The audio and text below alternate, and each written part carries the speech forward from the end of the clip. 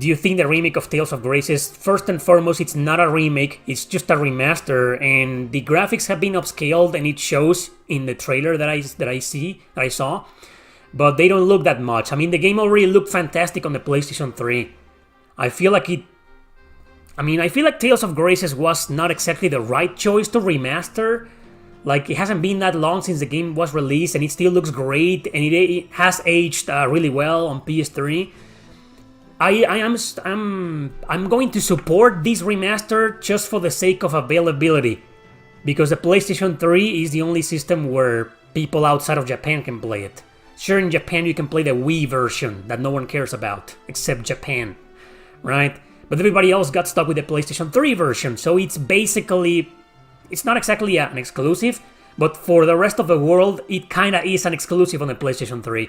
So just for the sake of availability, I'm happy for this remaster, but in my opinion, I think it was the wrong Tales game to remaster. They should have focused, I've been saying this for years, they should have focused on older Tales games.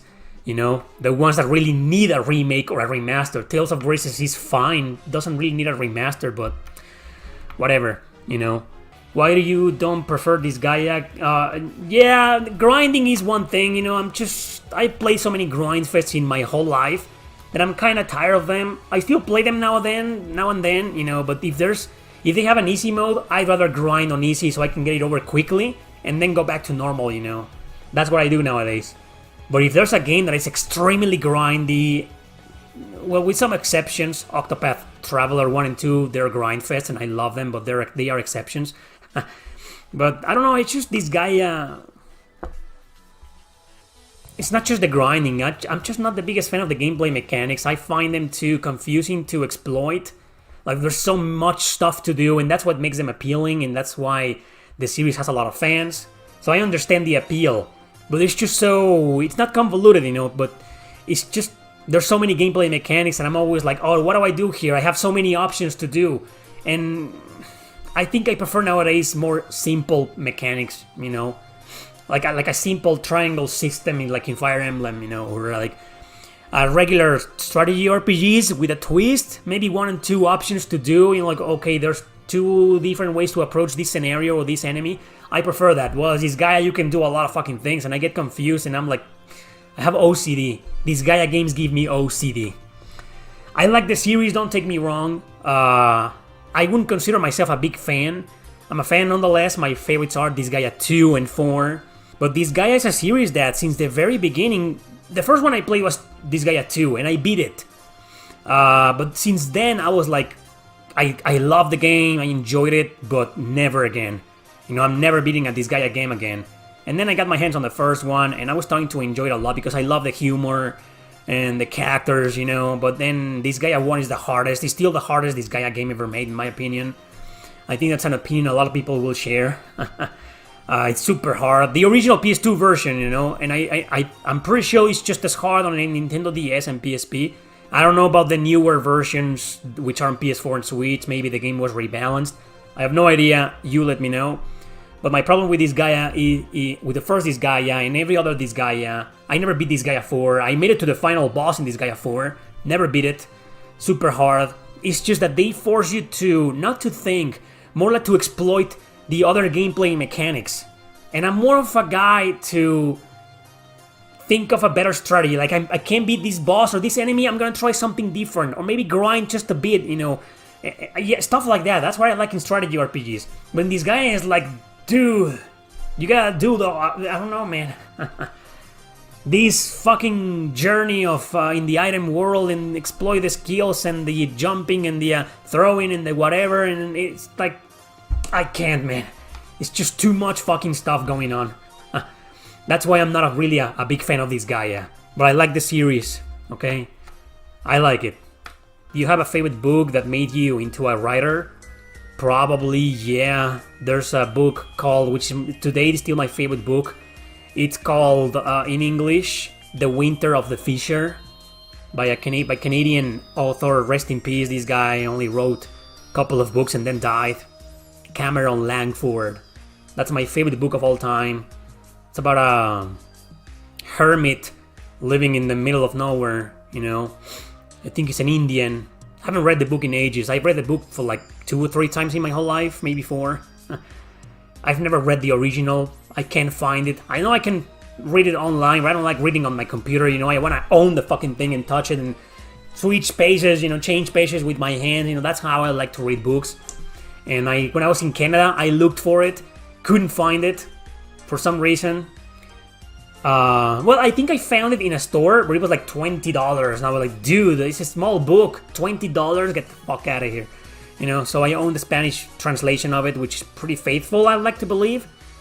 I love the damn book. It's about this hermit, you know, Indian hermit who lives in a really cold, harsh, winter-ish forest, and he starts a friendship with a Martha, the animal, you know, and we see the life of this Martha from when he's born as a baby and then all the way until adulthood, like really old, you know. I find it fascinating, you know, how it's told. It's so melancholic and, you know, so it touches you, it touches your soul. So when I read that book, I was like, I think I need to, like, I want to do not the same, but I want to convey the same message to viewers, or to readers, I mean. But that was ages ago. My writing turned out to be very different. If you read any of my books, and then you read The Winter of the Fisher, you're gonna be like, where's the influence? What the fuck? I mean, yeah. Because other stuff started influencing me, like movies, video games, music even. So my writing is very influenced by a lot of things, not just a few authors out there. But yeah, if I had to pick a book that kind of started me on the path of writing and literature, that will be The Winter of the Fisher.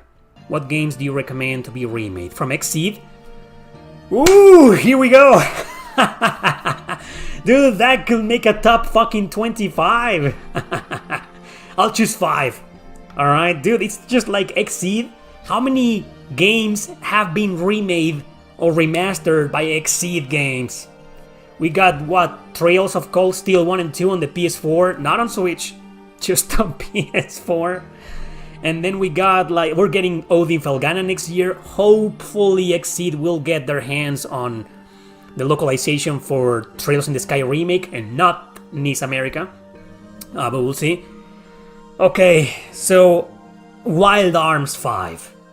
Maybe I should throw in Wild Arms 4 as well. I know it's a black sheep, and I know a lot of people don't like it, you know, but it's a good game. I think it's a good game. It's at least an 8 out of 10 game. I think I gave it an 8 or 8.2 in my ranking list. Link in the description. At this point, you're probably wondering, why are you promoting that list? Are you making any money out of it? No, it's just for fun. Maybe I will at some point. Maybe I'll make a video out of it, you know, but right now, it's just there for fun. It's free. If you want to read it and criticize it, do whatever the fuck you want with the list. So, Wild Arms 5, definitely you need some kind of whatever. Port, remake, remaster, whatever it needs like to be on consoles because it's too fucking expensive. And it's a PS2 exclusive. And dude, there's no other way to play that game except if by playing it or emulating it, right? So, there we go. Okay, so what else? Let's just throw in Wild Arms 4 as well. So, okay, now we can't pick Trails in the Sky because it's getting remade. That will be an obvious pick. What about other games? The older East games? No, Napishti meets by Konami. Oh man. But the other one, the East 1 and 2 remakes, which were released on the PSP, and those are fantastic fucking remakes, and the music is amazing. It will be a good idea to just port those 2 games on Switch and PS4. That's it. That's all you gotta do, XSeed Games. No need for a remaster. The games are freaking perfect on PSP. Just port them, like Sony did with Jeanne d'Arc, you know, and those games. Just do that. What else is by XSeed? I mean, because XSeed started in like the PlayStation 2 era, right? PSP. There's a lot of games. Come on, guys. You know, XSeed. What else? Lunar Silver Star Harmony. Is that by XSeed? Then that one. That's okay. That will be like everybody's gonna bitch about that. You know, a lot of Lunar fans don't like that remake. They prefer the PS1 version. But I would love to see Silver Star Harmony ported to modern systems, you know. Anyway, that's my answer to you. Working designs were great localizers. They were both great and ass. Great because they brought a lot of obscure games no one else was willing to localize. But ass and trash because they altered a lot of the text.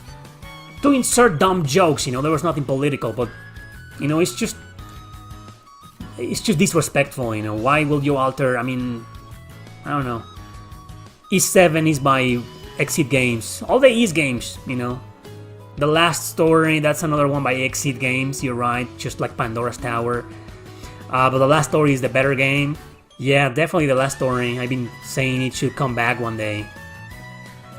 So that's my top 5 in random order, like Wild Arms 4, Wild Arms 5, The Last Story, is 7, and finally is 1 and 2.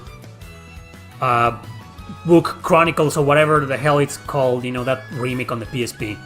That's my top 5 XSeed games that should be remade or remastered or localized nowadays. I'm still playing Symphony of the Night. I haven't abandoned it. I go back to it every now and then. But it's such a difficult game, and the controls for Alucard are very outdated. You know, he moves, jumps, and fights kind of slowly. The controls were great for its time, but nowadays, you know, after playing other Metroidvanias where the controls are like fast-paced and the interface is better, you know, it's kind of hard to go back to Symphony of the Night and not complain about the controls, right? It's a great game. I can see why a lot of people praise Symphony of the Night, but I'm gonna take my time with it. Remember, I'm not the biggest Metroidvania fan. Suikoden Remastered will be $50 physically. Oh, well, it will have a physical release at least. Thank you, Yum. Thank you. We didn't know that. Nobody knew that. We've been wondering for years if the remasters were going to get a physical release.